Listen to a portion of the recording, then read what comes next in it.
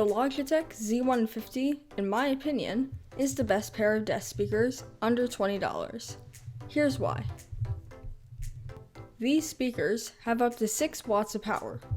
That may seem loud, but these speakers deliver on maximizing the sound output without distorting music.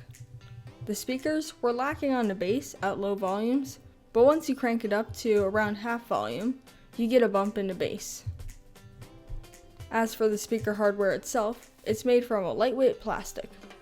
The plastic doesn't feel hollow, however it can show fingerprints and smudges if you're touching it a lot. There's a volume knob in the middle with a port to connect to headphones. Located in the back of the speaker, there's a 3.5mm port for phones that still have that port. But if you're using this with a desktop or laptop, you'll be fine. Since this isn't a Bluetooth speaker, you can go on Amazon and for around $10, you can pick up a Bluetooth receiver to turn the speaker wireless. Overall, this speaker has decent sound with a price tag that would compel many to buy it.